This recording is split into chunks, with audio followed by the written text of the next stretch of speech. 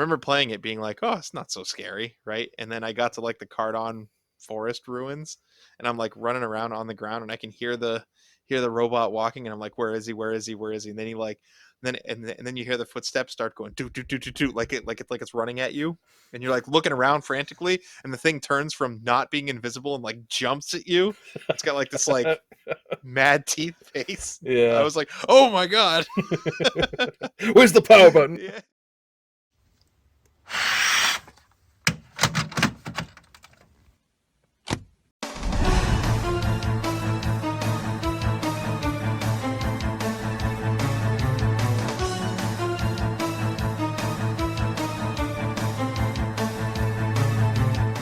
Welcome to the Cable Club.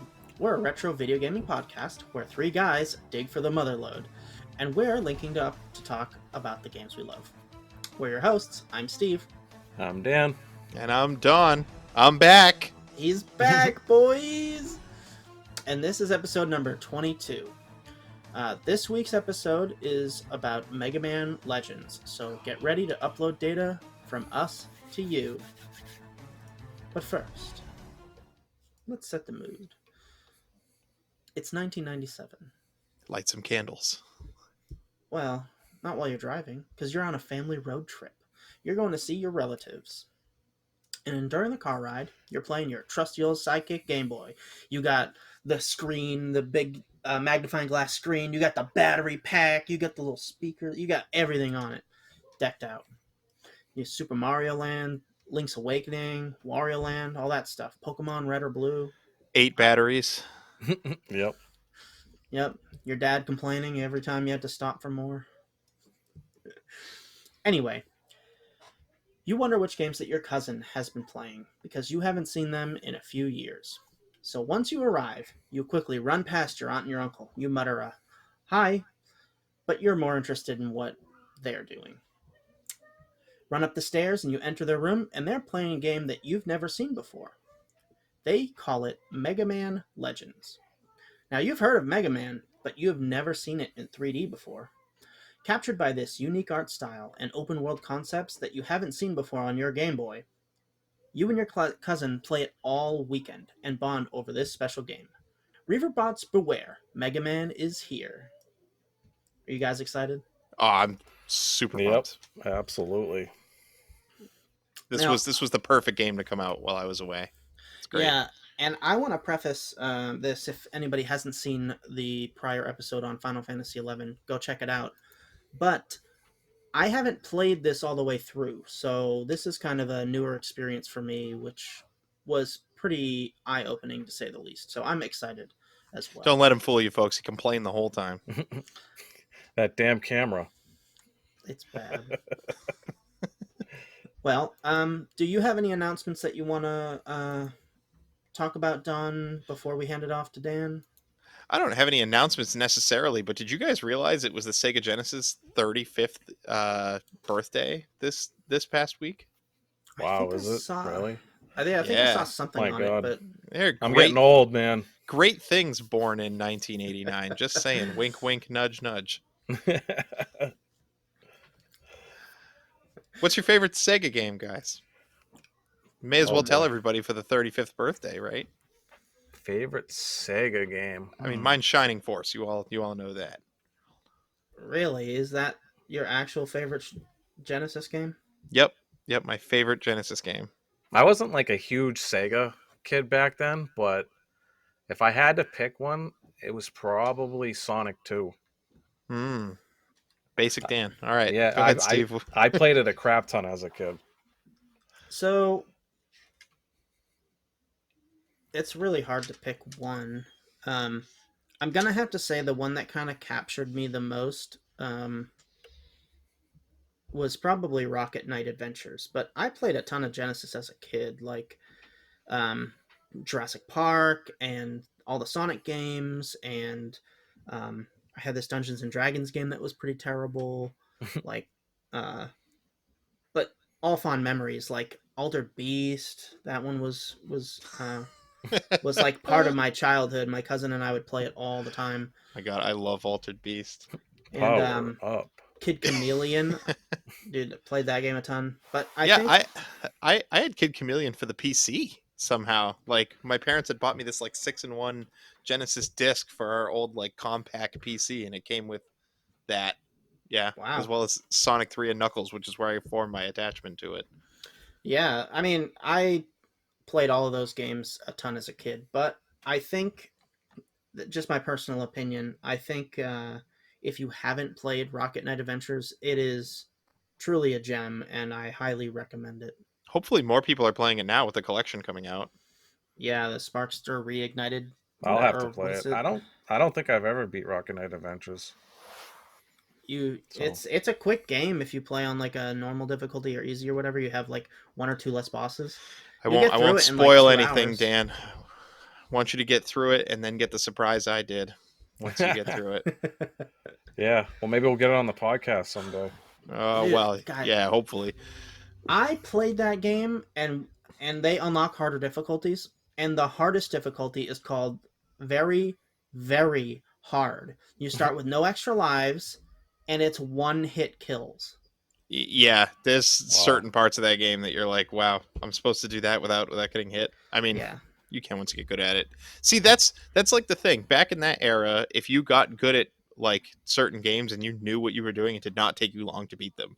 Like I had like a hit list of beat this every day after school, and it was like Toy Story, and it was like Vector Man 2. Like I used to play the crap out of those games and just Oh, dude. completely oh, you dunk just on like bosses and you stuff. just reminded me, Don, because I did the same thing for actually it was a Sega Genesis game. It was the X-Men game. I would wake up extra early before Wait. school What and did I you would just beat say? it.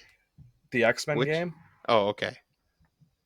Yeah, I don't know if you guys have played it, but I used to wake up extra early before school and I would beat it every day before I'd get ready for school. Or I'd leave my Genesis on with the TV off, so when I got back, I could pick up where I left off. That's really good for your Genesis. Yeah, there's like a funny story with like the X-Men. So I had this like, all right, so like the last level you had, or like the second to last level, you had to hit the reset button on the console to get to the last cutscene and into the last stage. Well, I had like a friend over one time, and I remember he spilt like there was like a Coke that was like on top, like on the drawer, and he ended up like knocking into it, and it fell on the Genesis, and my reset button like didn't work anymore, so I could never like beat the game ever again after that. Well, you didn't miss much because my reset button just died. So it just was a failing of that console, I think. Do you So remember that kid's name? I think his name was Joe. Oh, damn it, Joe. what a punk. I don't remember his last name. It's Joe. Joe. I hope Joe still reads at a third grade level. Sorry, Joe, if you're a listener. Did you say We love wish? you. So if Don found a genie lamp in the Cave of Wonders, and he rubs the lamp and a genie comes out, one of his wishes is that Joe reverts back to a third grade reading level. Second wish, bad credit score. Well, they say you can't wish for more wishes, but Aladdin could turn Jafar into a genie, so you could turn other people into genies and get more wishes that way. Okay, we are off the rails now. That's okay. Where All right, Dan. How about we go with the question of the week? I quick, Dan, apologize. quick, Dan. Question of the week comes from Tom, who we had on last week.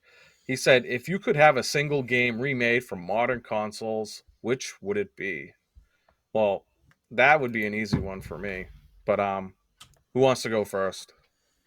He's so tame now. I I used to know. love the like grab the reins, Dan. Don can go Taking it. first because Well, I'm I'll not tell you decided right yet. now, not X-Men for the Genesis, Oh, come on, dude. but I definitely would. So it's actually a game that we played on this podcast that changed my answer. It's 100% Parasite Eve. Could you Yeah, imagine if they gave it like the full Resident Evil 3 like or 2 remake action and just took out a lot of the RPG elements, obviously keep the spells, but like don't have the turn-based garbage in there yeah. and have like open, territories that you fight these monsters in. like the monster designs are great. They would look Right. awesome in like 4K, you know, Yeah. ultra HD if they really put some work into it. I think the first Parasite Eve has a lot of potential to have a remake. Yeah, I think I would go like give it kind of like the Final Fantasy VII remake. You know, go Yeah. like more action based, but like maybe have like a couple like sub menus for like you said for like spells and stuff. I think it would do good. You could even have like a similar battle system where like I've fantasized about this a little bit. Your pistol could just be like your auto attack, right? And then like your skills could be either the parasite spells or your main weapons like a shotgun or a grenade launcher or something like that, where you have to build up like an ATB bar Yeah, through walking around dodging and just shooting the pistol, right? For small damage. I think that'd be really cool. It's yeah, just a Yeah, absolutely. lot of potential. I that would game desperately yeah, I needed would something. 100% play that if they remade it. Like day one purchase for me. Yeah, yeah. Dan, you can go. I'm still thinking. Okay. Well, my number one pick would obviously be the game that we're reviewing today. It would be Mega Man Legends. I obsessed over it as a kid, but I won't cop out on that answer. The second game I would love to see remade is Elder Scrolls 3 Morrowind. So if they remade that, I wouldn't want it to have like the Skyrim like treatment where like they took out like a bunch of spells, and there was so much freedom in Morrowind where like you could create your own spells, you could fly or levitate, like teleport, you could jump high and like scale cities with like a single jump. I would want them to remake Morrowind and keep all those mechanics that were taken away from later installments because I remember playing through Morrowind like somewhat recently actually, and I had a blast. And I was like, man, this would be awesome if they remade it. Yeah, That's a yeah. series I never really got into. The Elder Scrolls series. Yeah, I mean, I would. I don't know. The other ones are okay, like Oblivion and Skyrim. They're good games. Don't get me wrong, but like they took more and more freedom away as they got later in the series, and I miss just like the freedom that you had in Morrowind was insane. I'm trying to think of the one that was popular when we were in high school. I think it was Oblivion, Oblivion. right? I think what turned me off about that game is being first person, and maybe that's a hot take, but like I don't know, I just like to see the character. I like Well, to you put on armor, and I like to like well you could. I mean, yeah, like it was better to play in first person, but you could like toggle third person mode, but like the combat was just not as good in that mode. You hmm. definitely fought better in first person. Yeah, I haven't played any of them. It's just I'm not a huge open world fan. Like I get kind of I don't want to say overwhelmed, but I get bored because there's like too much to do. Like it just I like a little bit more of focus in my games. Oh, I have some terrible onset adult ADHD. That stuff doesn't work for me all that well. Yeah. I get nothing done. I played like I played Horizon Zero Dawn, and I got like I don't know, like a quarter into the story, and I just couldn't help myself but run to every other corner of the map, picking up every dumb little piece of wheat I possibly came across. Sometimes that's fun though. You just explore and see what you find. Yeah, and then you realize you've been playing for 40 hours and you've done nothing. Yeah. I mean, hey, if you're having fun, who gives a hoot? Hoot, hoot. Hoot. Well, for me, it's not a very easy decision because, like, a ton of the games that I really, really like have been remade. It's like, what am I going to pick up? Final Fantasy? We just got an FF7 remake. Like, or, like Pokemon. I love Pokemon, but they remake Red and Blue all the time. There's a bunch of sequels that I would like. So it's kind of a tough choice for me, but I know which one you'd like to be remade. You actually said it on the podcast, last podcast. yeah, I mean, like Chrono Trigger would be a cool remake, That but would be sick, dude. I don't know. Really worried about them touching and screwing that one up. I'm just gonna stick with this one. It's about I just last thought of a week's game, dude. episode because they were talking about making an entire remake on 11. I would play it. I would resub and play it if they built the game from the ground up, more modern, more exciting, better graphics, better UI, all that stuff. They would have And to keep I it the same was, though. well, similarly, yeah. Yeah. But they were talking about that, and they had a developer working on some kind of like mobile thing for it or whatever. And I was so excited. And then, it had been in development hell for so long. And then finally the project got like dropped, and they let go of the company working on it. And I felt devastated because I was getting so worked up, excited. So In that this one. business, we call that foreshadowing. I think we're going to Yeah. have some heartbreak today as well. Yeah. Tell me about it. What game were you thinking, Dan? Actually, I'm not gonna say it because I think it was one of the answers of one of our viewers. And Oh, if it's okay. not, then I'll say it. Okay. Speaking of which, got the viewer answers up right here. Tom himself answered the question, said, Tenchu, Wrath of Heavens. They aren't they aren't really making ninja stealth games anymore. You guys familiar with that one? I am not, actually. Well, every game offers stealth as an option now, so that's why, unfortunately, for Ninja fans. Hey, if you're a speedrunner, every game offers stealth. Just not hidden stealth. Yeah. The best stealth games out there are the Thief series. The Don't Thief at me. series? The It's Thief not like series. you don't feel like Assassin's Creed, maybe? No, dude. No? If Splinter Cell? you've ever played the Thief series, they're so good. Oh, interesting. I've got Danko Misty saying Dark Cloud with an updated UI and a smoother combat. It would be great in modern day. I Yeah, do I agree with agree. that.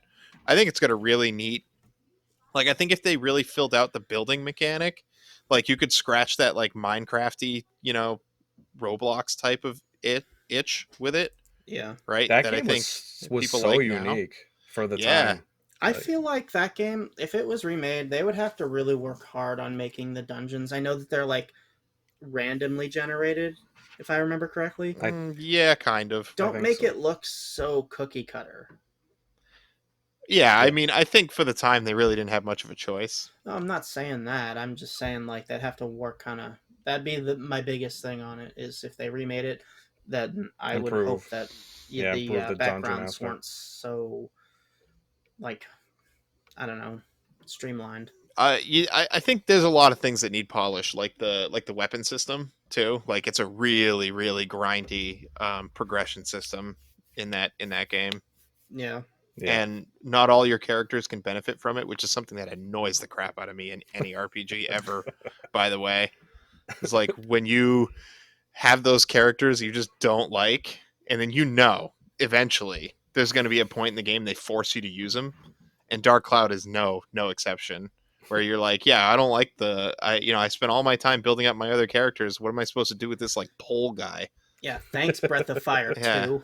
and then they like make you use him, and you're like, oh no. Any RPG that forces you to use one person in like a specific area and you're not allowed to use anybody else, bad mechanic. If you are a game designer at home, don't do that. Unless you have some kind of in the background level up system that all your characters are growing simultaneously, then I think it's fine. But yeah, anyway, I digress. We had other answers to this question. We also had Chef Doug. Easy answer for him is the Legend of Dragoon, That was of it. course. That Um, was it. which I would agree.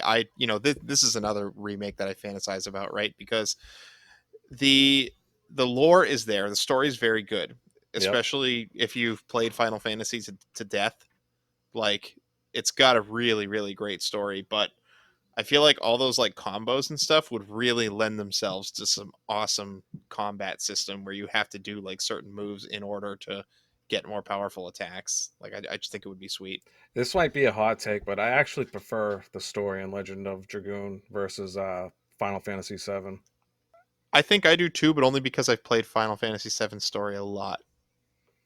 I really really liked Legend of Dragoon. I actually prefer that over Seven, to be honest. I know like Seven is overall the better game, but I really like Legend of Dragoon. This is an actual hot take. I think that Final Fantasy VII story isn't very good. I Listen, love Final Fantasy, but that game's storyline is just not that great. Sorry. yeah, Sephiroth's like the greatest video game villain ever.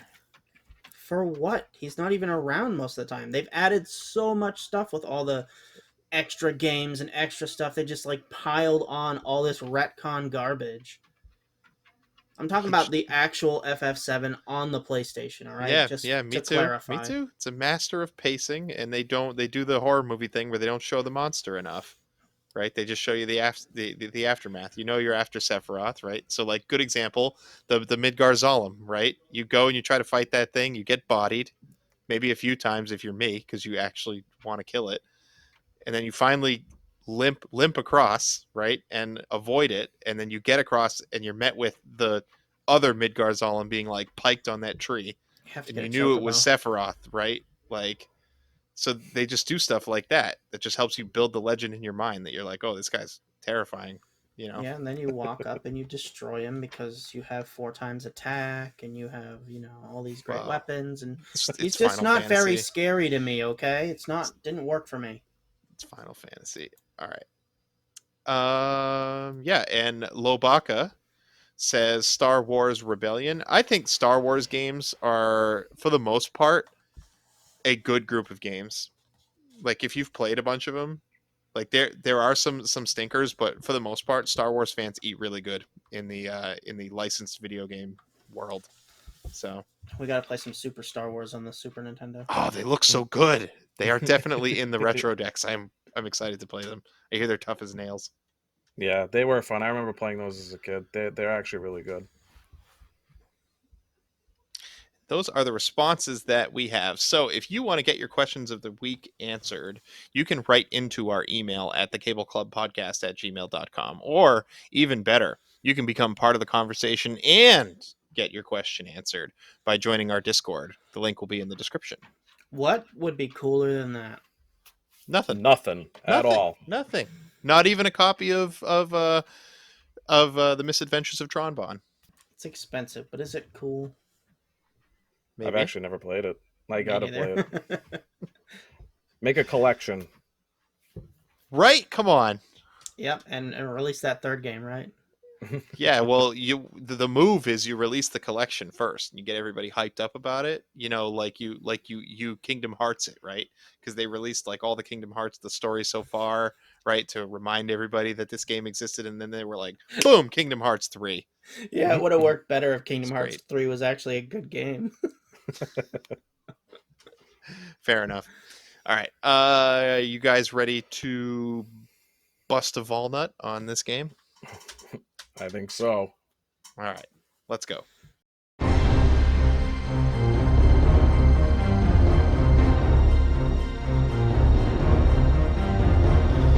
So I had an overview prepared, but I think we should let Dan take this because I think it's like his favorite game ever. It's up there for sure. All right, so Mega Man Legends. It was released December 18th, 1997 by Capcom on the PlayStation. Then later released on the N64 in 2000. I'm surprised it was that much later. And the name change. It had Yeah, like a whole separate texture palette too. Like if you look at it graphically, it looks much better. right. And then PC was 2001, and then PSP in 2005. So Mega Man is a 3D action platformer with some RPG elements to it. The formula is actually way different from its predecessors. I would say it's like a mix between obviously Mega Man and Legend of Zelda. The game has a decent story for you to follow, and it gets pretty deep by the end of it. Like it gets way into it in two. Unlike the previous installments, you don't choose 8 bosses in the beginning. You follow a story, and you get stronger by progressing through the story or like exploring the world.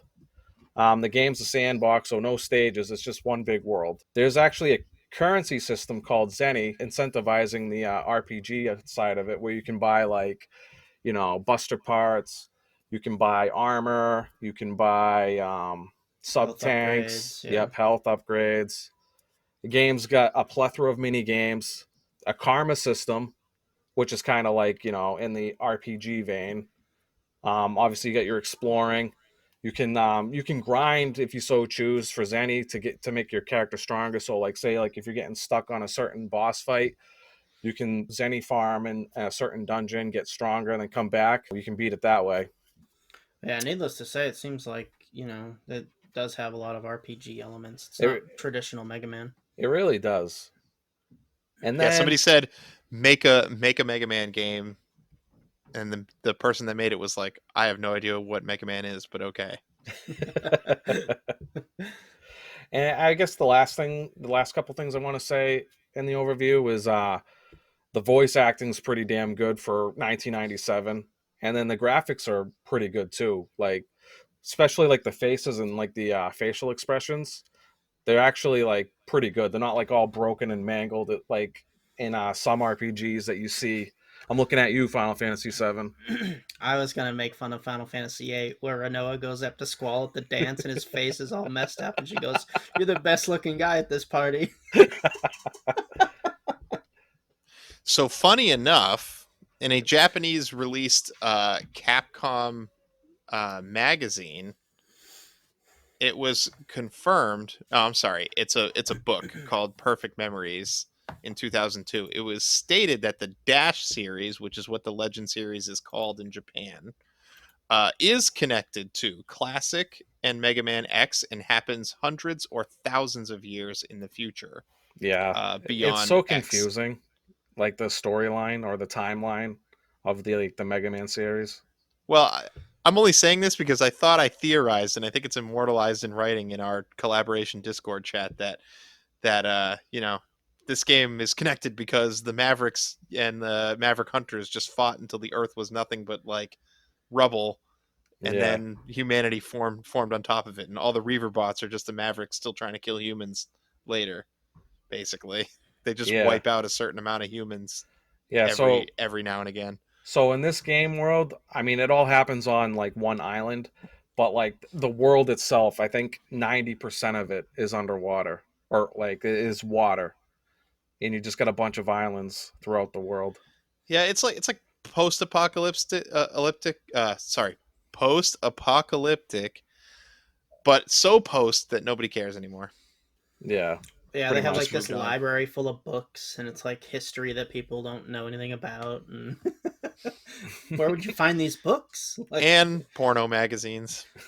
you don't, yeah, you don't have like a. I didn't see a single school in this town. Nope, we have hospitals and libraries. But We yeah, know enough about medical procedures to cure people that are crippled, but we don't have a school or college. it's just a really, really different take on Mega Man. It's almost like Mega Man in name only, like right, like there's characters that are named after some of the traditional Mega Man characters, right? Like obviously Mega Man, but you have Roll, but Roll doesn't look anything even like Roll from the Mega Man series, and she's not related to Mega Man either. I don't think, right? No, That's my interpretation. no, she And Um, you have wasn't. Wiley. He sells boats, Yeah, I'm kind of rentals. worried about the people of the island. I know that this is a different Wiley, but like, is he just gonna start? Is he just gonna start a navy of like eight naval masters and just take over the No, the world of water? no. Here's Like, the plot twist: Doctor or Wiley's actually the good guy, and then probably in like Mega Man Legends 3, you're gonna have Doctor Light, who's actually the bad guy. see, yeah, right? No, no Doctor Light at all, unless people feel like Beryl fills that role, but I don't.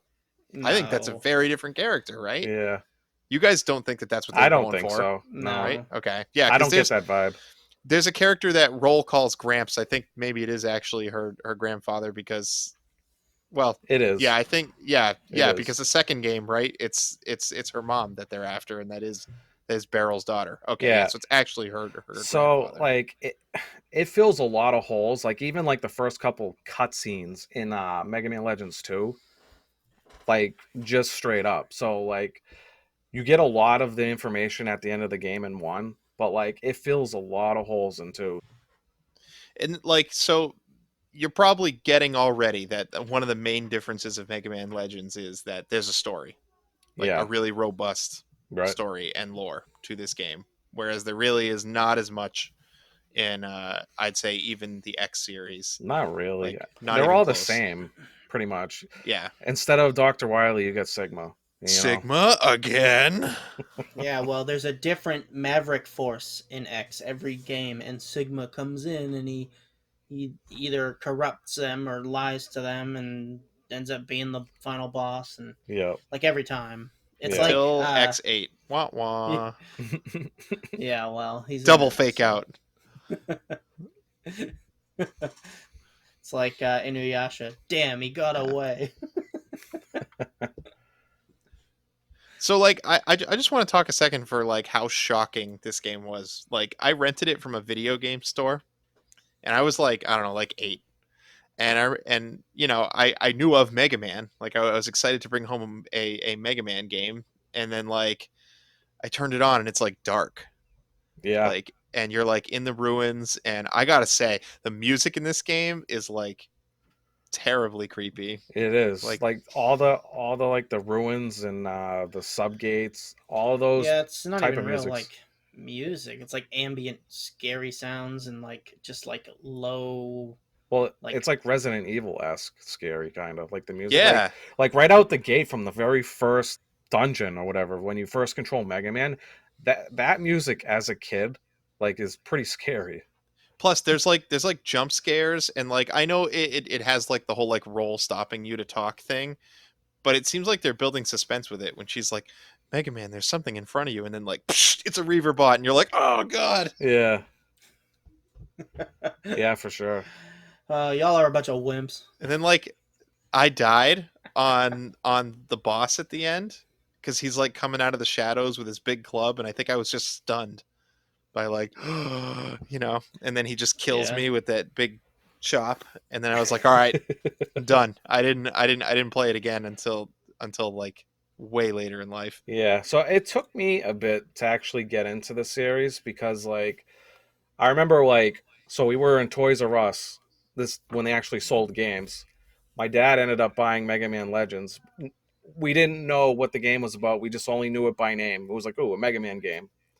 Um, I watched him play it all the way up until the Tron Bon, and he could not beat that boss. And then I remember he tried handing me the controller. He was like, "Yeah, why don't you try?" And I wanted nothing to do with it because I was like terrified. I was like, "No," and I'm like, No. but eventually, I don't know how long it actually took me to like go back and play the games, but I did it. It wasn't that much longer. It was probably maybe a couple weeks to a month max. But then I just ultimately fell in love with the series. It It's does like, brighten up considerably. Like it does lighten in tone a lot. yeah, Yeah, it just makes me think. Dan goes back to it. It's like that boredom as a kid, right? You're just finding something else to do, something else to do, something else to do. I guess we'll try this again. I'm older now. I'm not I'm scared. stronger. I'm 2 weeks older. I got this.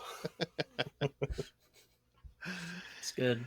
Yeah, and like I don't know. I guess I wanted to stop. So like at this point, if you turn this game on, you've realized very quickly about the control scheme that like it's like Resident Evil tank controls but worse. And you're expected to act much quicker.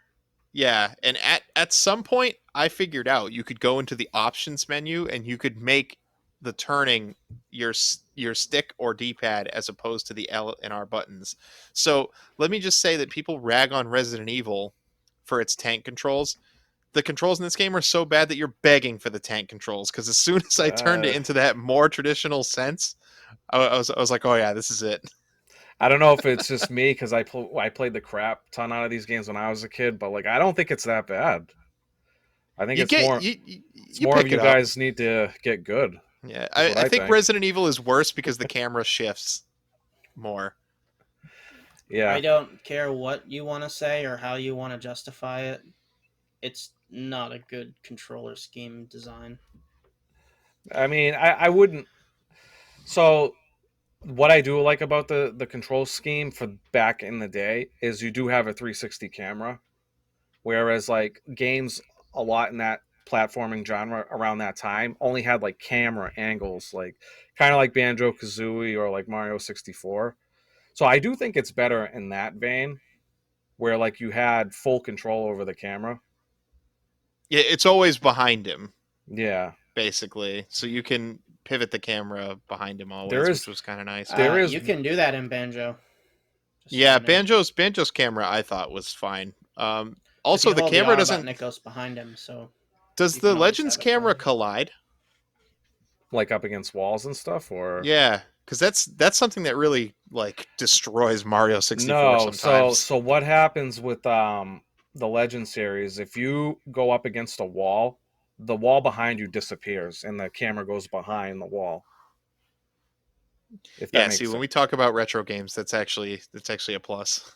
Yeah. Well, that part of the camera, yeah, but the controlling of it and the movement is just not. Yeah, because you can't control the camera independently. You have to turn Mega Man to turn the camera. Yeah, Yeah. Yeah, so it's it's There's grating.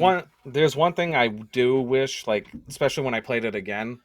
Um, when you like turn Mega Man, I wish there was like a sensitivity that you could like toggle like between, because the default one is very slow, where he's like turning, like it's very slow. So like when you actually like want to strafe shoot something, it's like the camera like it doesn't pan fast enough when you're trying to shoot something. Yeah. I mean, fortunately, the game doesn't challenge you in ways where it becomes a real issue. Like, I don't find myself dying because of the camera for the most part. No, if you get used to the camera, like pretty much like any game, you're gonna be just fine with it. And it's not an overly challenging game. Like No. even on hard mode, it's not too bad. And you can adjust your challenge by buying power ups and stuff. Like you'll get enough health, you'll get enough armor. It's really not going to be an issue. I think for the most part. Yeah, you can really dump on this game by how much you farm. Because the armor that you buy in this game isn't gated by like story progression. It's gated by like How buying the much how armors. much did you grind? So basically when you buy an armor, the next tier is available. So like that's all the requirements. So like you could literally get uh Three quarter. 75% damage Yeah. reduction in the beginning of the game if you really so choose to grind that. Like, would I recommend it? No, but like you could do it. This is actually really funny. One of our community members tried to find the best grinding method, and he actually spent it seems like a good amount of time on this. Where I mean, he did it at the end of the game, but it turns out the method he ultimately settled on is something you can do very early on. Yeah, the Um, first subgate. yeah, where there's like these wasp nests, uh, kind of, or they're like mosquitoes or whatever. They're like basically like Reaverbot nests, and if you blow them up, like all three of them up, you can basically like kill all three of them in like a minute, and then exit and respawn them. And Yeah. like it gets you like 11,000 like 11 12,000 zenny, and you can basically like farm for everything in 5 hours. Yeah. Yeah. So, In the speed run, they actually kill those things. oh, do they? It's valuable coin right there. You Yeah. got to get it. So, I had a method too when I was a kid.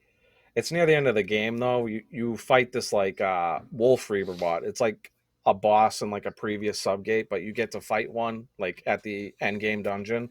It's a Kurumunu bash. Yeah, what he said.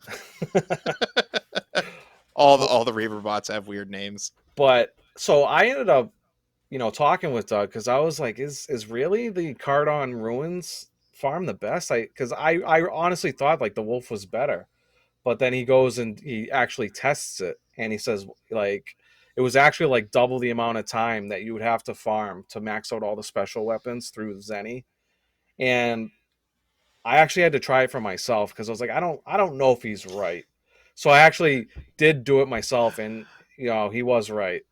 So Well, that not to depends. Do you have discredit shining laser? not to discredit Doug, but I ended up going and doing it myself to see if it was right, and it He got was. to like 1.5 million zenny and then typed in a Game Shark code and just finished. He was all set with it. Yeah, he made his point. He made his point. Yeah. Ain't nobody got time for that these days. But like, the I like that this game's combat is like reasonable enough where I think you could beat it without buying any upgrades. I really think it's possible to Oh yeah, avoid pretty much getting hit by any boss if you know what you're doing. I there mean, was sometimes even if you don't. Like, There's only one or two bosses I think that would kind of be hard. The flutter fights. I don't know if your Buster range is actually long enough to hit the what's the big blimp called? The Gessel shaft or something like that. Yeah, something like that. Um, that's a name, huh? something like that. It's something like that. But I prefer Jezel Shaft. The Jezel Shaft's motherload. I'm not saying it's not doable, but that fight would be very hard with no upgrades. Well, I, I don't mean no upgrades, but like you could just use the upgrades you found. Like I think you oh, find a range oh yeah, booster or yeah, an item that roll can turn into like a sniper kit or something. right, yeah, So oh yeah, easily. Yeah, you can just beat any. You can beat this game without any ounce of farming. It's not too hard. I don't think you can beat the game without upgrades at all because there's that one spot you got to like go through the ceiling, Yeah, and I think you do need a particular sub weapon to, or I one of two I don't particular know. I sub think if weapons to you break set it. a grenade, which you get through the story, and an enemy runs into it right there, it's probably still blow that hole up. maybe I don't know. I don't know. Maybe it's above you. I've It used is the above you. I've Maybe. always used the special weapon, but maybe Yeah. Yeah, it has to be a special weapon, but I think the explosion would reach. I've always used the powered buster to break that. Yeah, Yeah, I actually threw a super grenade at it this time, but I had the the power buster, and I didn't even know that there was a hole there. I blew it up before Roll even said anything. And you're like, she's look like, at that. well, then she goes, "There's a hidden, like, a hidden room or something like that," and I'm like literally shooting the walls trying to find it It's because already I like didn't. blown up. Yeah, because I didn't know that that's what it was. She says it's on the ceiling. This is classic Steve. He don't listen. He No, doesn't listen to what the game she didn't says. say on the Yeah, she ceiling. says it's on the he, ceiling or he was something. too busy kicking ass to realize that the devastation he's caused. He got confused after when Roll said Just that. became collateral damage. I guess so. So like the combat in this game, do you guys feel like it gets progressively okay? So my favorite part of the combat is like fighting the various Reaver bots for sure. But like as far as bosses go, do you think it just gets progressively worse like as the game goes on? Well, like, do you think like the boss fights are better in the beginning of the game and just Yeah. gets You know, um like the first pirate fight, you have to chase those tanks down, and they're throwing the key between them, and you know, like this is something you have to do, right? And then there's yeah. like defend the city, right? Like, and then there's the other robot you got to like climb on top of, and then I feel like that stuff just goes out the window after the boat boss, and then it's just like just shoot. Yeah, I after the boat boss, like I feel like the game actually kind of just falls off. Like I feel like the storyline is important, but I feel like everything else feels just like not as eventful. I don't know what it is. Like maybe it's like the way that the dungeons are. I'm not sure. There's I not a lot just of story left after that, though. yeah. yeah, but that happens all kind of early. It's a short game. I mean, you know, Dan Yeah. here impressively beat the thing in like an hour and 40 minutes, which is, Yeah. you know, not a speed run, but I think it's pretty impressive. So, That yeah. goes to the credit for you. Like this Garudoritan guy, the yellow like layered guy that pops up in the lake gate. Oh, Like not a very interesting fight. And then the three dogs, not very interesting Yeah, fight. he's my least favorite fight the actually. sub The whole like tire boss guy because he's got the one stupid hitbox and he just yeah no he's yeah, terrible. the sub gate bosses definitely do need work in my opinion. But like most of the pirate fights or boss fights are in my opinion are pretty good. Yeah, the digger robot. Yeah, I just love the pirates. I love the pirates way more than I love Wily as a yeah, bad guy for sure. or Yeah. Sigma. I just they're so full of character Yeah. and like God the voices in this game for PlayStation 1 it's like it's off the charts. It's S tier for the time. Yeah, actually, I think it probably exceeds its own time for quite a while. Yeah. Like Yeah. PlayStation 2 has a lot of worse voice acting Well, like than this. I think like if I was to hear this voice acting now, I wouldn't mind it that all that much. It's not that bad, like to be honest. It's like Teasel Bond is awesome. Like whoever voiced him is great. Oh, he's having the time of his life. Yeah. The part where right before like the Bruno pirate fight where he goes like to Tron, he's like Hey Tron, you better hurry up or there won't be any pizza left. There won't be any pizza left. His name is Rob Smith. Actually, the The dude's a legend. most generic voice acting, the most generic name ever to be in show business. Pretty I'm trying to much. find some other stuff that he's done that people would know. But Yeah, anyway, yeah, Teasel Bond for my money. yeah, for sure. Apparently, he was in the Cinderella Man movie I somewhere. like Cinderella Man. Yeah. That's a good film. Well, he's not the guy, but yeah. Well, no. But also the person that voices Tron also I feel like did a really good job Yep. and role. You know who's really bad though Who's is that? he's the English voice. His name is Akira Ishida, and he's the voice of Mega Man Juno. And he's oh sorry Jeff Mallory sorry for the English version voice Mega Man Juno, and he's a no for me. I Yeah. couldn't even hear him. Yeah, it's pretty It's bad. it's very soft, yeah. Like we have better audio on this podcast That's than saying they something. used to to You heard it record here, Mega Man folks. Juno's voice. Play all the way through Mega Man Legends, and right at the last boss, just listen to us instead. I'm sorry, Jeff Mallory, if you're listening, but you really shit the bed on that one. We're gonna get some legal action sent on us for slander. What for insulting it? No, whatever, man. He probably had like a newborn or something. I know when we started this podcast. Record from home with a newborn. Yeah, like my daughter was so much younger, and I was in a room right next to hers while she was sleeping, and I was like, "Yeah, we're podcasting now. We're ready." Oh my god. Now all I can think of is like Juno speaking and you hear just like this like wah, like from a baby. You got him. You got him. Got him. Yeah, good. Okay. They can't hear what I'm saying anyway. It's okay. Blow up That's all pretty people. But yeah, like sights, sounds, combat, It's all there.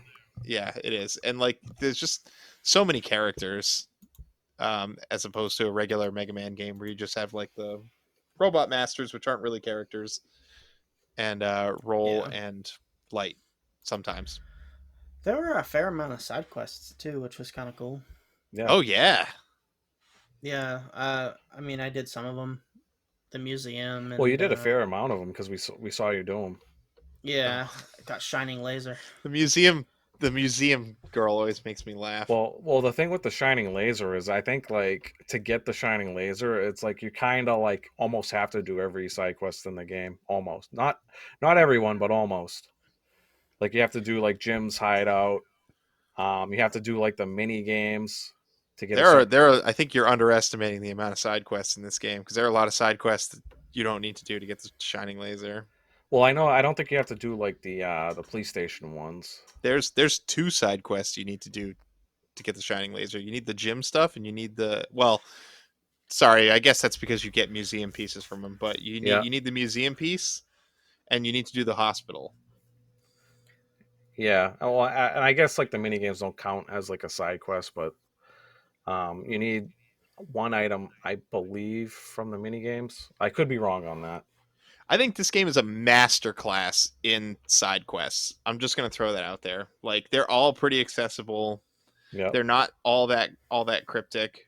You Right. know, The only thing that I wish that they had, and that's more of a product of its time, like if Dan got the remake that he wants, or whatever everybody wants a remake of this game, I feel like that they should do something like Battle Network where they have a board where you can like see who's requesting what, and then you can go talk to them, say, oh well, I'm in the library, or oh whatever, so that you know where the side quests are.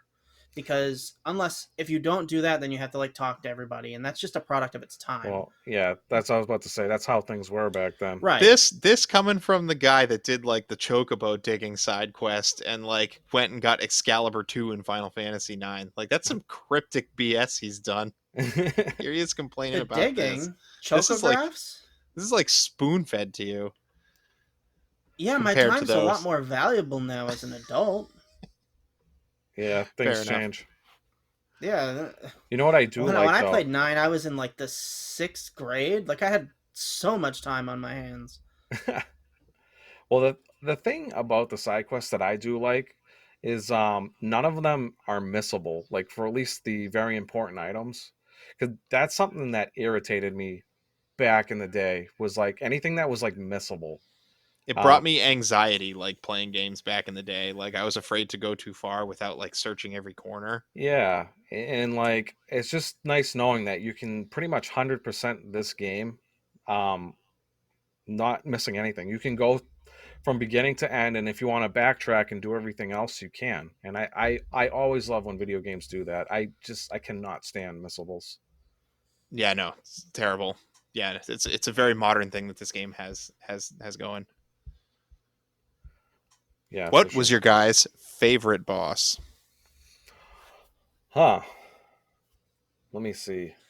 I actually I do enjoy the Bruno fight because I feel like it puts like all your skills on the line for that fight.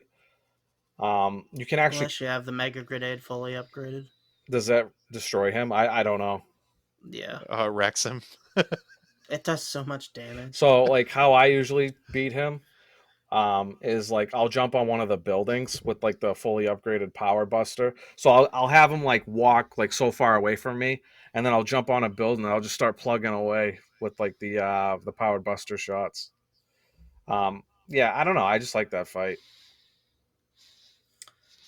Um, I think my favorite was probably the I don't remember what he called it, Teasel's digger robot, The because Mall it Wolf, I had like, think.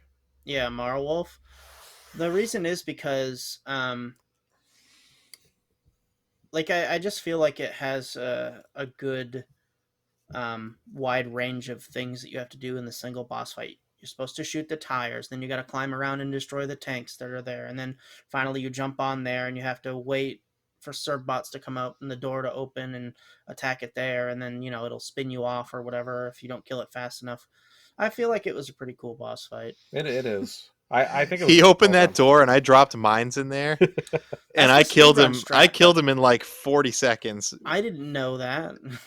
I didn't know either. I just tried it and his life bar just like Yeah. it was 3 mines and he was dead. I was like, "Oh, Oh. whoops, shouldn't have opened that door." So what was your favorite boss, Don? I think it's, the digger robot was probably mine, and Bruno was probably my second. So I need to think of another one now. But it's probably the defend the city one where you're fighting the or I guess I think his name is Bon Bon, Yeah, the Oh, the the the baby one. last Yeah, one. yeah, Yeah, so in the like city you hall. have to defend the city, which I think is the more engaging part of it. And this is kind of what I mean about these early boss fights, where like there's just stuff to do. Like it's not just the boss fight. Like you have other objectives, like Steve said, climbing around, trying to get on top of the digger robot and stuff. And I don't know where that ingenuity goes, like for the latter half of the game, but I don't know. I find that early boss gauntlet from like the bloom bears all the way through the digger robot, I find to be like peak gameplay. I Yeah, absolutely love it. yeah, for sure. It's almost like every time you run into the pirates, it becomes a boss gauntlet, huh? Yeah, I mean, pretty kinda. kind of does.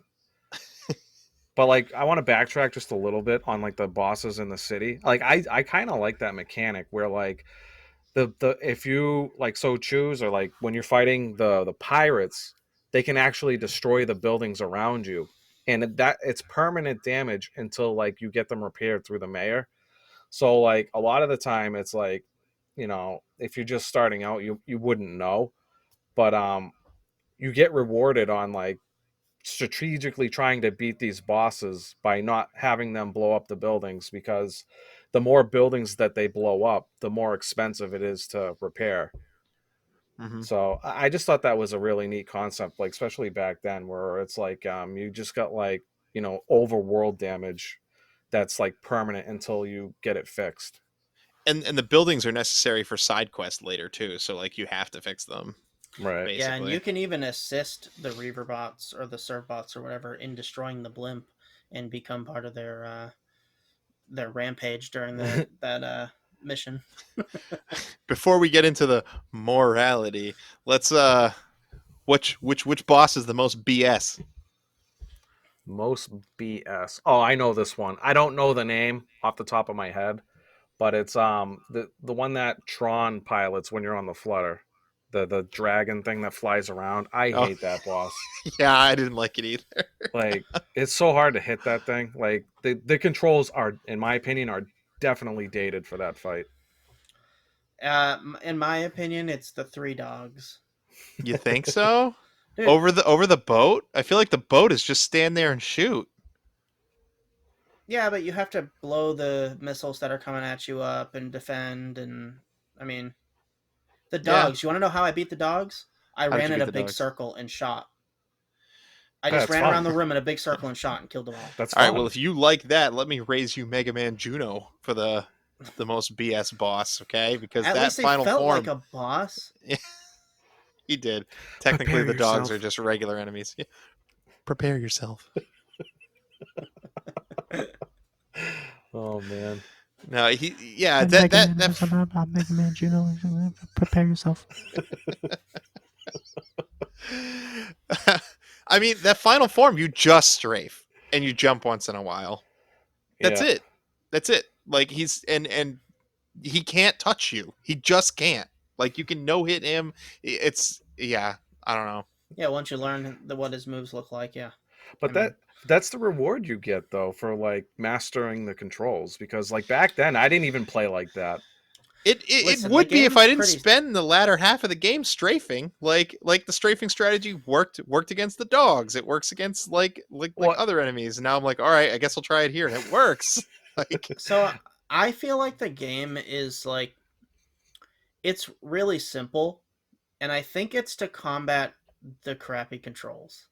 I think they wanted to make the probably. game accessible and realized that their control scheme wasn't great, but they didn't know what to do because 3D games were so new at the time. Yeah, And I so I agree. feel like they simplified the game so that the controls weren't incredibly frustrating. Yeah, you'd be surprised how much things you can dodge in this game just by strafing left or right. Like not even just like circling, but just by simply moving, like strafe moving. Um, but yeah, it's just a product of its time where it's like I know as a kid for a fact that I did not control Mega Man near as good as I did, when we recently just played this. Because like Yeah, I just wasn't fluid as a kid back then. your little kid brain was not ready for optimization yet.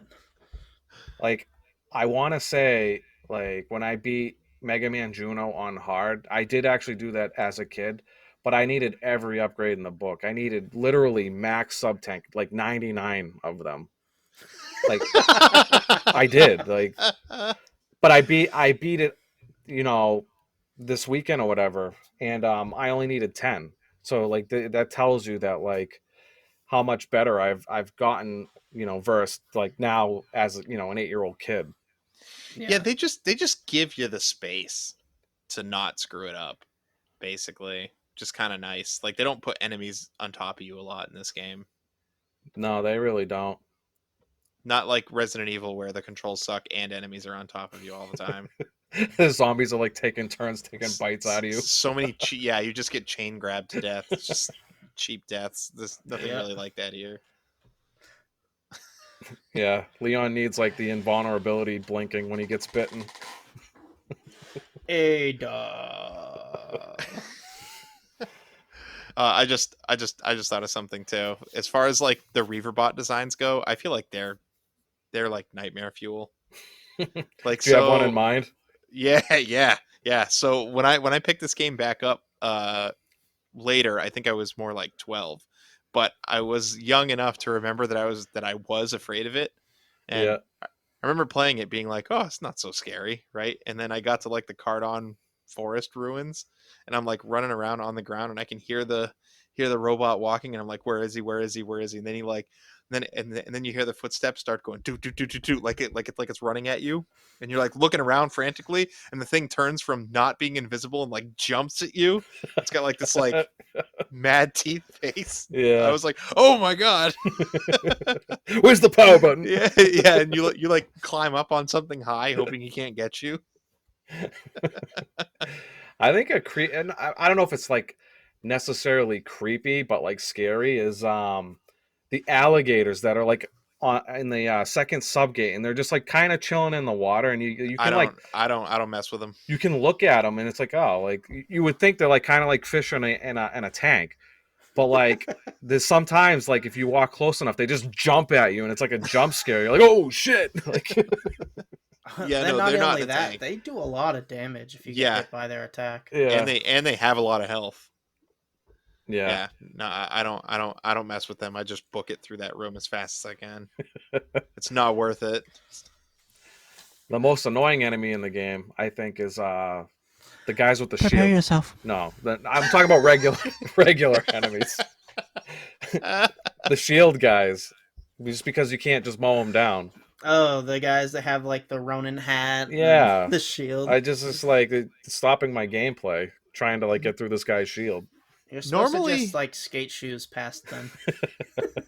in most games I play, there's usually like the one enemy where I'm like, this enemy's the worst effing enemy in the whole game. But like this one, I didn't really feel like I had one that really hit that Oh, you particular know which funny one it bone. is? It's that thing that looks like a Millennium Falcon, and you have to shoot it and stun it so that it flips over, and then you can start damaging it, and then he flip Oh, himself back over. the crabs. He's talking about the Yeah. crabs. Yeah. Or upgraded landmines, baby. I mean, you You could. flip him I over used the once, you hit him power with that buster. mine, and he's Well, he's done. it's funny because those enemies are in the main gate, like right before Juno, like bringing landmines to the, like the end of the game. Data's right there. Oh no, you use roll to change. Yeah. It doesn't even work on Mega Man Juno because he flies. I didn't for this run. I did not really use sub weapons like at all. Like I got Active Buster late, and I didn't really spend any money on it, and I just was going for like Buster parts Yeah, basically. the Buster goes ham at the end of the game, especially when you get the power stream, like right at the end of the game that maxes out Yeah, they the just give you attack. like the max. Yeah, so there's like a system in this game where like you get all these Buster parts, and it's like a give and take kind of like system where you can equip 3 parts eventually. There's an item that lets you equip 3 parts, which I discovered on this run because I didn't know it existed. I missed it on my first run through this Oh, game. yikes! But you can like equip 1 part that gives you like, oh, here's like 4 power and 1 range, right? Or here's like 3 energy and 3 rapid, right? But like no matter what combination you do, you'll never get like the perfect Buster. There is like a give and take kind of thing, Yeah, which was kind of interesting because like I went like range and power, and that's how I played it the first time, and I beat it. But then I watched Steve beat it with like a lot lower power than I had. Only he went energy and rapid, yeah. and it was like a whole different experience. I feel like for It, him. it was like a laser beam almost. Like, Yeah. I was just Yeah. surprised how viable it was, yeah. really. It was my first time playing, so I didn't know the difference. Well, we messed around a little bit. We tried the power and the range, and then we tried the energy and the range, and we messed around a bit. But I think both are viable equally, pretty much. And like you kind of need them for different things, which is also cool, right? Like you can't just set it and forget it. Like Dan was saying, there are certain bosses like that flying boss where if you just have like near max range, you can hit him no matter where he is. Yeah. And that's super useful. Whereas if you have no range, you like almost can't ever hit him with your normal Buster. Yeah, so I remember like experimenting a little. So I know when you start that fight, when you can actually start damaging the Gessel shaft, and like you start like right under the hull, Jezel shaft. the Juzzle shaft. But Teasel's big Jezel shaft. We're gonna blow it up. we're gonna blow it up. But yeah, so there was a part where Ram him with my Jezel shaft. yeah, there was a part where I was right under the hull and I had no range and I literally could not hit the hull. So I'm kind of wondering if you could potentially soft lock yourself if you had no buster parts that had range on it. If like Or you you just would never got it. just have to die and Yeah, then you just die and then you have to go do other stuff, right? Yeah. But like that's what I like. Like I think the buster system in this game is awesome. It's phenomenal because it's like not only do you get like a visual progression if you go power, or not even just power. Like so when you like get more power, the color and the size of your pellets change. Like so it can go from pink to green to To yellow and to whatnot. traditional lemons. Lemons.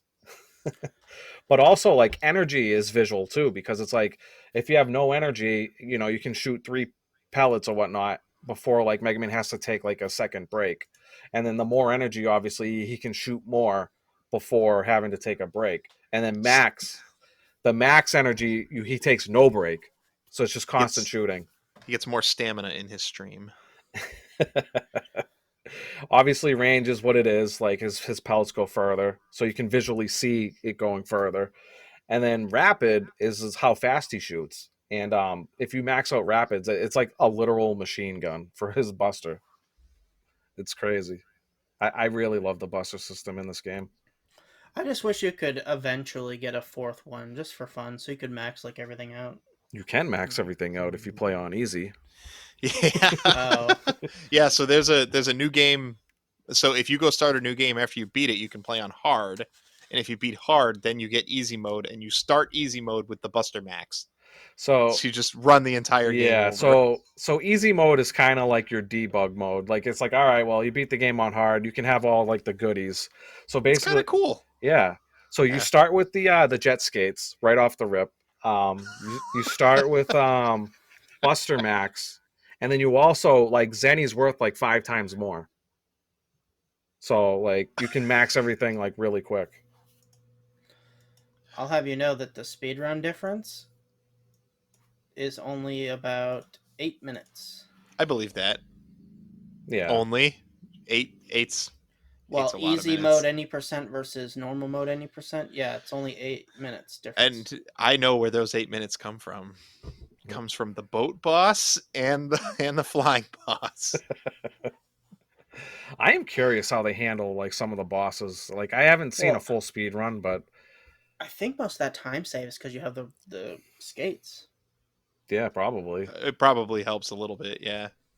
And the skates are kind of cool when you get them. So basically, you can like zip around and you can go faster by pushing forward. You can go slower and turn tighter by pushing backward. It's kind of a cool little control scheme that you get later on. I wouldn't Yeah. exactly call it fast travel because you get a No. fast travel, like Bus. Support yeah, car.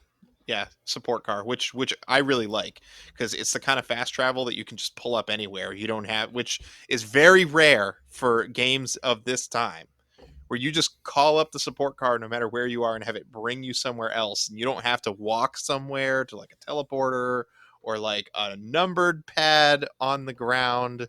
Looking at you, Donkey Kong 64, that links to only one other number pad. Like they really nailed the fast Yeah, but travel. you also get to be a banana zipper. Yeah. Weep. I really like that noise. It really tickles my fancy. What was it? Fidgets before they were called fidgets. Yeah. But yeah, just I think these are some of the things that make this game like really worth playing today. Is that it really still has that modern feel, and like we didn't talk about it yet, but the graphics for 1997, Resident Evil came out a year later. Like, sorry, Resident Evil 2 came out a year later.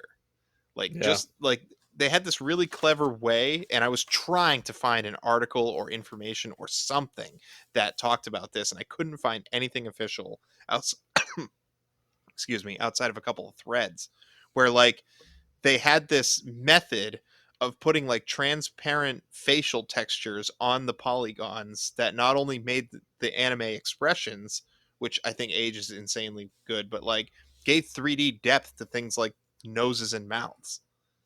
Like it just looks great. I No, would say it that is. it does look good for a PS1 game, non like FMV, but I would also say it's pretty close to some of the N64 games that we had too. Yeah, I don't. I mean, I don't know. This was like perfect facial expressions at a time long before we were talking about Final Fantasy X's facial expressions, which we all know are hit or miss. Yeah, And I mean, it has its own style, right? You feel like it's aged well because of that. because of what? Like it kind of has its own style in like a world where Oh everything yeah, was polygons, right? Because that was 1997. This game has its own style somehow. Yeah. No, yeah, I'd say. I'm in agreement with Don that the facial expressions were awesome.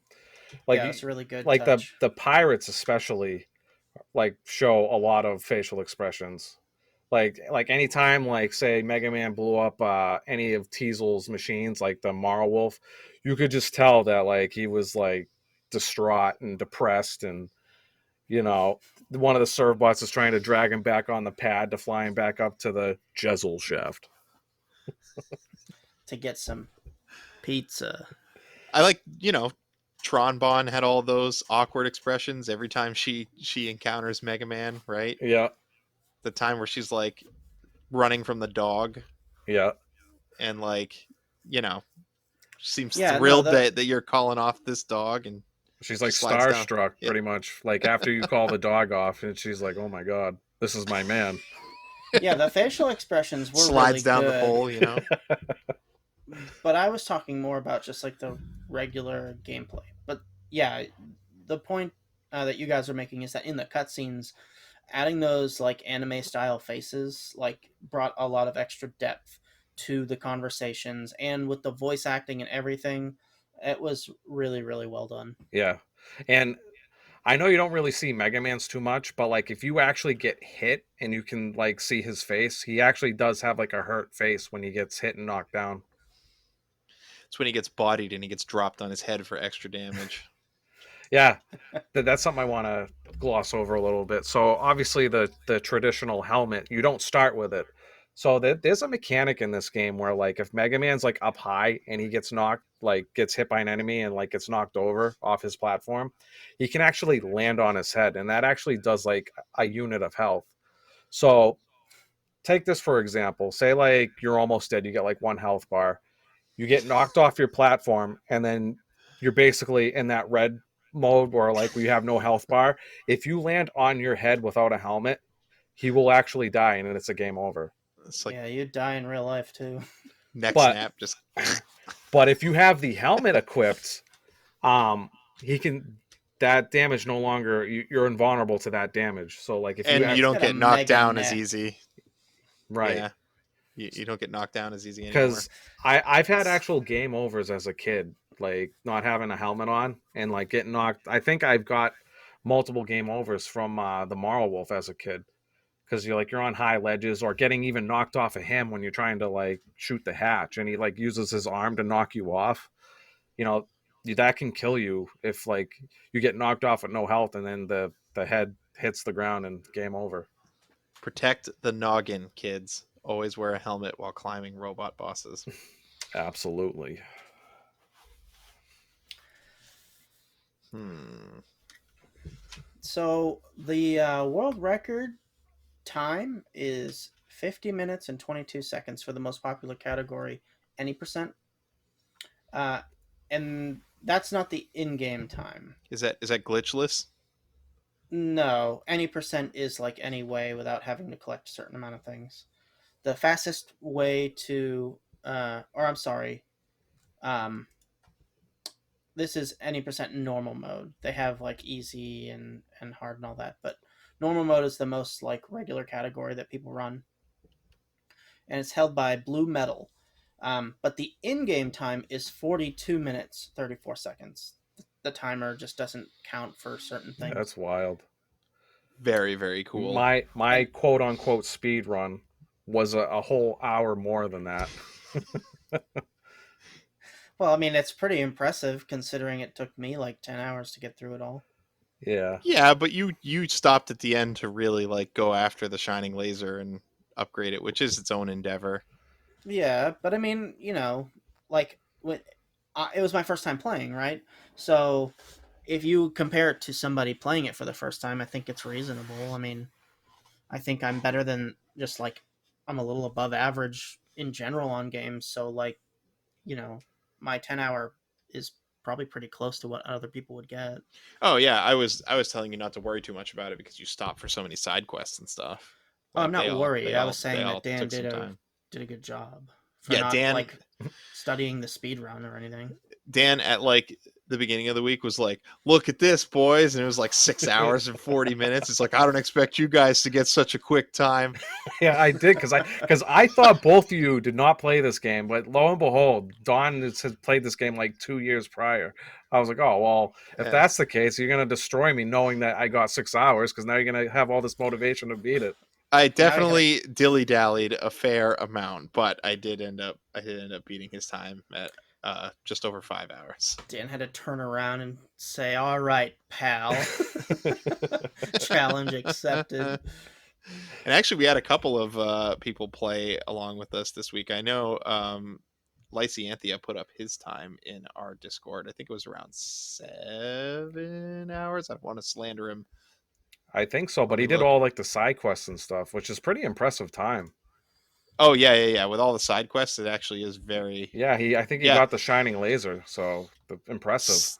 7 hours 23 minutes, and he gathered all the special and he gathered all special weapon parts, but did not fully upgrade anything. I don't actually know how long it took Chef Doug to complete the game, but I know he did beat it also, and he did it by bodying Mega Man Juno with the fully upgraded shining laser. Well, he cheated for money after farming for a while. 4 hours of farming for a 3-second boss fight.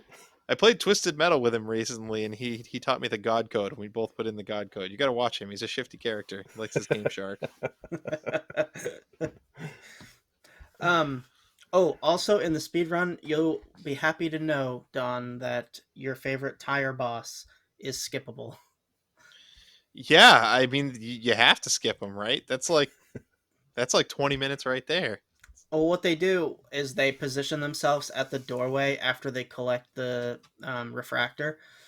Once they come through the door, they like spin the camera around to face Mega Man at the door while it's open, and then he like kicks the wall or something, and it pushes him past the loading zone to where Oh, the boss so gets he up, doesn't and load then you out. can leave. Wow. Yeah, then you can just walk out. Good. That boss deserves it. That boss is actually time consuming for like what weaponry you have at that point in time. Not for a good reason though. Like he just has this small. So He has a small yeah, hitbox. I'll just talk about him for a second. He's this big, tall robot. You can't really aim at. The only spot you can hit him is his face, which sounds reasonable, but it's not because he has this stupid Elizabethan collar thing that goes around like 3/4 of his head and behind it, and then he like jumps at you like a lunatic, right? Like he's a giant robot. He could Like you'd think Superman's at you. he could like try to stomp at you or shoot lasers or rockets. No, his mode of attack is like Mario 64 long jump tackling at you. And then jumping in the middle for a shockwave. It's the dive. He's going on Yeah, the slip and slide, boys. it's just yeah, it's and it that's like basically all he does the whole fight. Like it's just Yeah. it's a stupid Yeah, fight. the final couple bosses are pretty uninspired. Yeah, that one's nearly inexcusable. He Yeah. might be worse than the boat boss. Yeah. I do think the subgate bosses needed work for sure. It's a little bit mismatched too. So there are definitely some mismatches or like some random stuff in this game. I feel like, and one of them is like the mission start things, right? Where like certain bosses, for whatever reason, they just call them missions. And there's like Roll's voice comes over and she's like, mission start. Yeah. And then it gives you like some kind of description of what you're supposed to do, which is kind of nice. And then you fight the boss, and then there's a mission complete. But like, not every boss is like that. It's weird. You go into the subgates, it's like a whole Yeah, it different game. feels kind of dilapidated in a way, like it's not as cohesive as you'd think it was. But I guess Yeah. like she can't really like communicate with you super well in some of the gate areas or whatever. Yeah, I think So they're like more for pirates, but I don't think Bruno gets one of those either. They Like, kind of give it up yeah. after a while. Like um and then the morality system I think is like totally bogus. Oh Like yeah, it you don't just like it? is there. Well, I guess I would like it more if it did something, but like you can be bad Mega Man. Like bad and like naughty Mega Man. You can't Yeah, really do anything like seriously bad, but like if you do bad things, your armor gets like darker. Um and I guess there's like a couple of things you can do that make you really, really bad. Like one is like you can shoot down this news blimp while you're trying to defend the city, yep, and that gets you like pretty dark. But like as you progress through the story, you turn light again, just because you're doing things that help people. So you can't like stay dark. yeah. It's hard. Yeah, it's just like it's a really odd mechanic, and it doesn't do anything in this No, particular installment at all. It doesn't change dialogue, doesn't you know Yeah, affect it's like pretty store unfortunate. It's like a prices. missed opportunity. yeah. They Yeah, they expanded on it in the second game. Like you would get like if you were Dark Mega Man, like think shops would cost more, and vice versa if you were good. But yeah, nothing in this game, so which is unfortunate. But and your whole relationship with Roll changes in the second game if you're just like nasty all the yeah, time. her Like yeah, she has got a diary in the second game, and she'll write bad things about you if you don't if you don't treat her good. Well, listen, you are reading her diary without permission. It may be deserved. Yeah, it's probably because it's just the first installment. They didn't really expand on it. no, it's just interesting that it was kind of in there and they didn't really do anything with it. Yeah, Yeah. I mean, I do like it. Maybe not in Mega Man Legends as much, but I do like the concept of it when it does, provide like bonuses or That's like Fable. challenges. Yeah, You can like kick dogs to turn your armor dark, or you can yeah, blow up vending machines, which is somehow worse than kicking a dog. I yeah. think I'd be less appalled at a guy breaking a vending machine than I would at someone You, beating up a you know dog. I what's don't know Easily, about you but guys. they're reinforcing capitalism. You're Yeah. destroying somebody's property. you know what's kind of crazy too is I didn't realize this. I think Chef Doug pointed it out. Is kicking the can in the bakery to and it's called recycling and like by the text is a bad act. Well, you are kicking trash at people. But they're calling it recycling is good, and Mega Man goes, yeah, like Dan, go get a can, walk into your nearest bakery, and go kick it behind the counter and see the impression you I, get. I'm just gonna tell him I'm recycling. I'm And then recycling. and then fist bump, run away, go get another can and come back. I'll go. Recycling is good. That would be cringe. Yeah, it would be. He wouldn't. He wouldn't. I wouldn't be caught dead doing something like that. Film it, make it a short. We're gonna put it on YouTube. That's how we're gonna get our views and our subscribers right here. Yeah, we'll have to record all three of us in synchronized unison going, recycling is good! And we'll go to a bunch of different stores and do it. So I guess I don't know how much more I have to say. Do you guys have a bit more to go? I don't think so. I think we hit all points pretty good. Yeah, So I'm content. before we kind of turn it over to the conclusion, I did want to talk a little bit about the series in its current state, but also like how you can play these games. And I think the only way to play them right now is is on the original PlayStation hardware. There might be I think there's like a PlayStation 3 port, but Mm, I'm not oh. sure. I know there's a PSP port. that's just a segue for me to share my awesome hard copies right here. Very nice. Which I got I'm Mega Man jealous. Legends 1 and 2. This is my original Mega Man Legends 1 copy Wow. from way back in the day, and then I picked up this Mega Man Legends 2 copy on the cheap. I'm very happy to have them on my shelf. Don't worry. Makes me We'll really be happy. playing Legends 2 sometime. And then and I wanted to mention that if you wanted the first game, to get a complete copy, it'll cost you around $70 now. If you want the second game, you can get it for about $90 to $120. And there is another game which is actually between the two releases called The Misadventures of Tron Bonne.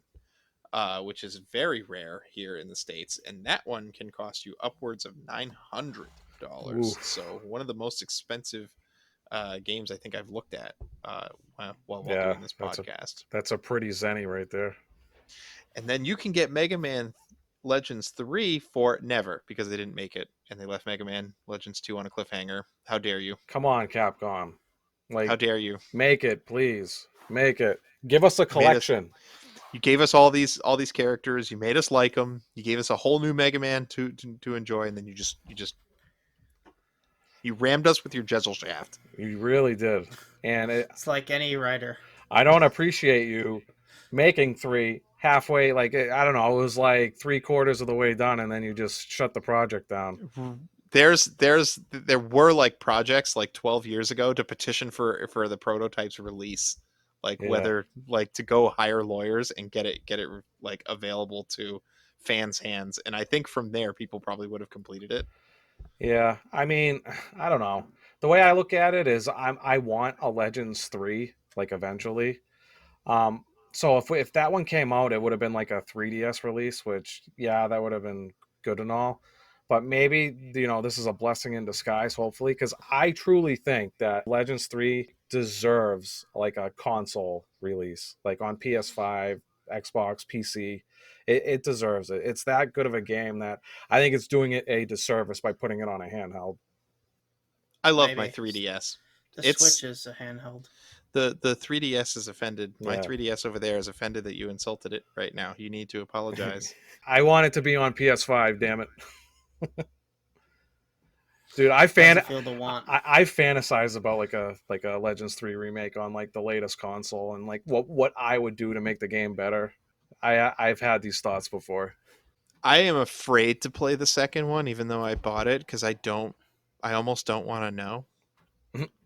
Like I don't want to know the cliffhanger. I don't want to experience it. So like I have it here, and I turned it on to make sure it works because I paid money for it. But Oh, you I got to like be in the don't. same boat as me. Yeah, So like maybe like trying to eventually avoid that boat. eventually we can all push for it and then Capcom, might see this, that video that we'll make and then they'll make it.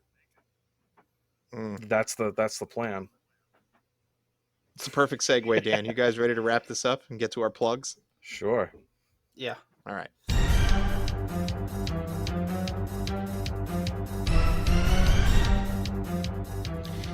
All right, so if you've made it this far in the show, thank you. Be sure to give us a like if you're watching this on YouTube, or think about subscribing if you're watching it anywhere else. It's free for you, and it really helps us, gets us jazzed and ready to go. I don't know about you guys, but 100%, dude. gets me up a little when I see a new subscriber. Yeah, I love me it. too. And subscribe if you think that Mega Man Legends 3 should come out. Come on, this is how we vote. All right. Yeah. Like and subscribe, push the algorithm to tell Capcom that Mega Man Legends is the game you guys need to invest in, right? 100%. I need Oh, it in my life. need it. I need it. Do it so I can play the second one, and then play the third one. Or you could be even more cooler and you could join our Discord, which the link is in the description. Come hang out with us. We've got memes, we've got gameplay. We hang out on our gaming couches. We play games. I'm gonna stop calling it Game of the Week because we do bi-weekly episodes. I'm gonna call it the The Fortnite game. The party game. G42W game for 2 weeks. Yeah, and we do audience pools, and we get participation and all that other stuff. So Yeah. yeah, it's a great way to hang out with us one-on-one. Right. Discord was actually pretty hot on this game this week. Lots of discussions. Should have been. It's an awesome game. Yeah. All right, and yeah, I think before we move on to pick our next game, you guys have any final thoughts on Mega Man Legends? I had fun. Yeah. I was a little bit apprehensive about it at first because I played it as a kid and the controls are really bad, but I managed to play it and have a good amount of fun. So this is from somebody who pretty much played it for the first time this week, even though it's old and the controls are dated. I still had fun and I recommend it. That's good. Um, I will always recommend this game to anybody. It's these games of childhood memories for me. Um, yeah, I love these games to death. And if you're any sort of Mega Man fan and have never played these games, like they're worth a playthrough. And I do recommend, even though two does leave on a unfortunate cliffhanger, it's still a great game, and it just improves so much over the first one. So yeah. He's over here trying to push it on you, Don. Yeah, he is. He's It's plugging real hard for it's it. so good, dude. It's so good. So yeah, I definitely think this is a must play on the PlayStation 1 system. It's a must play if you are a Mega Man fan. If you're any kind of Mega Man fan, you know that through the years they really experimented with Mega Man a lot. And I'd say for the most part, they experimented well, and most of the things they did with Mega Man were hits or were at least good, right? Like there's a couple stinkers out there, but not many for a series that has been through as much as Mega Man has. And Mega Man Legends is a worthy leg of the stool, if you will, for this. So yeah. Yep. So we are gonna set Mega Man Legends aside, and guess who gets to pick the game this week, boys? Me.